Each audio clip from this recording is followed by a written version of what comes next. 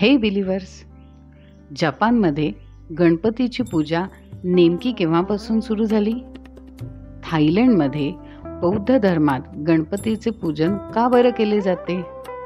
5000 वर्षापूर्वीच्या गणपतीच्या मूर्तीचा काही उल्लेख आहे का?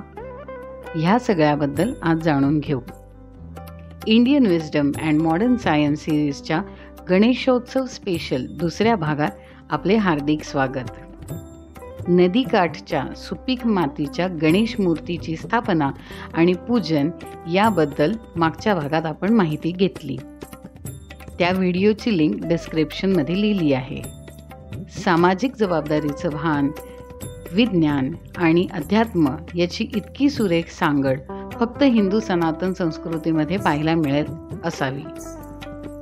राजस्थानच्या हिसार प्रांतामधील राखीगडीमधल्या एक्सकॅव्हेशनमध्ये म्हणजे उत्खननामध्ये गणेश मूर्ती तयार करण्याचे साचे म्हणजे मोल्ड्स फॉर आयडल मेकिंग सापडले आहेत, ज्याचा काळ साधारण 5000 ते 9000 वर्षापूर्वीचा समजला जातो.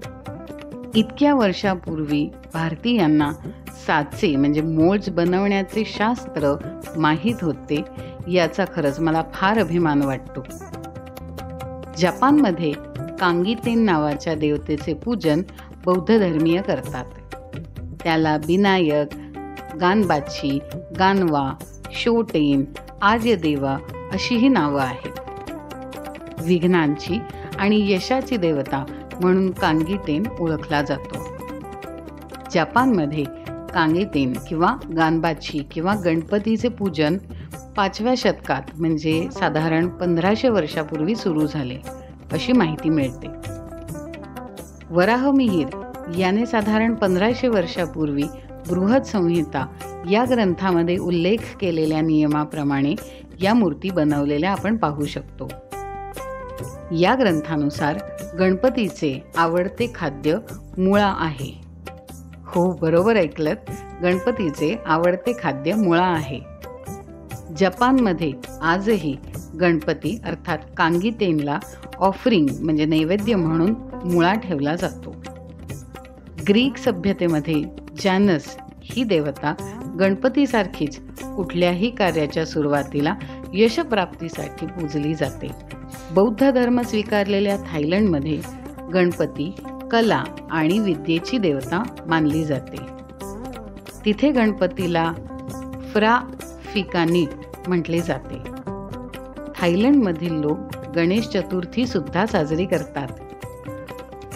हे सगळं समजल्यावर आपल्याला नक्कीच भारतीय त्यातही सनातन संस्कृतीचा अभिमान वाटलाच असेल.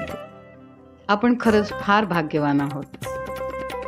गणपती जन्माच्या नेमक्या किती कथा आहेत? एकच कथा सगळ्यात जास्त का सांगितली जाते? वक्रतुंड महाकाय सूर्यकोटी समप्रभ या श्लोकाचा प्रॅक्टिकेबल अर्थ काय? गणपतीलाच बुद्धीची देवता का म्हणतात? हे सर्व जाणून घेण्यासाठी भेटूयात एनरूटर संस्कार वर्गाच्या इंडियन विजडम अँड मॉडर्न सायन्सच्या पुढच्या भागात. यथा इच्छति तथा कुरु. धन्यवाद.